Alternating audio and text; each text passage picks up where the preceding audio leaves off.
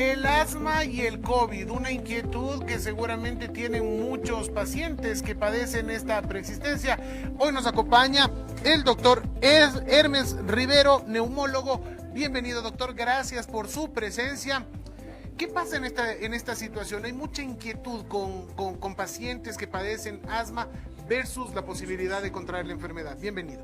Sí, es muy importante saber que como toda enfermedad crónica, ¿no?, va a tener muy en cuenta el control que esté sobre esta enfermedad.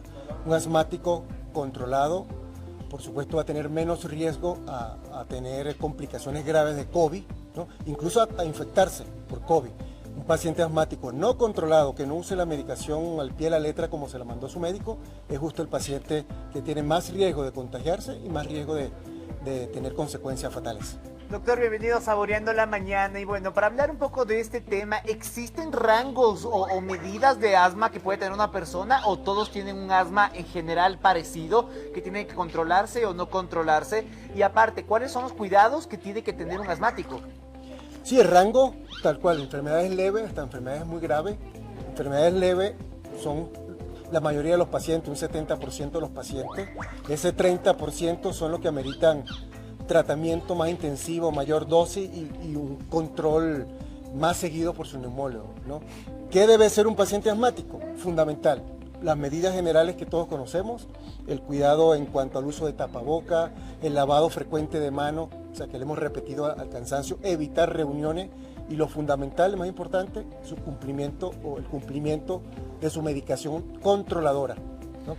Doctor, en el caso entonces de que un paciente, digamos, en el supuesto no consentido, que un paciente mal controlado la enfermedad contrae COVID, ¿cuáles serían los riesgos y cuáles serían los síntomas que podrían presentarse? Hay que tener mucho cuidado, es un reto distinguir entre un asmático en crisis y un asmático que le dé COVID. O sea, para el médico es algo difícil, ¿no? Los síntomas son muy similares en cuanto a dificultad para respirar, malestar en el pecho. Obviamente la fiebre se acerca más o se inclina más hacia el COVID.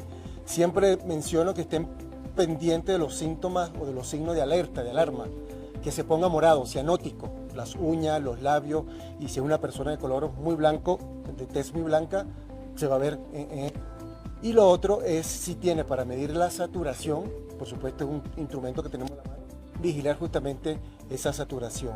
Frecuencia respiratoria por encima de 20, alguien que esté respirando más de 20 veces por minuto, pendiente. Si se le suma más la fiebre, la tos y la dificultad, son signos que hay que estar muy pendiente.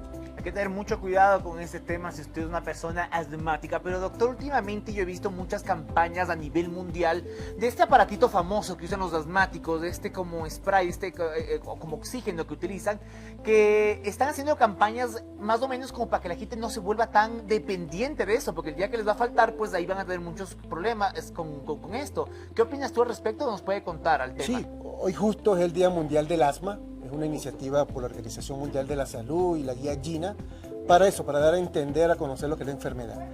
¿Cuál es el punto? El asma, hay dos formas de tratarla, ¿no? Las crisis asmáticas, donde el aparatito común que conocemos, azulito, el salbutamol, que es el medicamento, es lo que se utiliza, es lo que está indicado.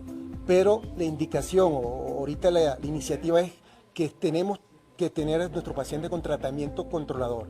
¿Y cuál es eso? Son los esteroides inhalados, o sea, los corticosteroides inhalados, que son los que van a disminuir la inflamación en esa vía aérea, y el paciente que esté controlado y con esa medicación, que lo use cada 12 horas o una vez al día, dependiendo de la molécula que esté indicada, va a estar completamente normal. Sin duda, cada paciente es un mundo aparte, doctor. ¿Cuáles serían entonces sus recomendaciones en medio de esta pandemia para las personas que presentan asma?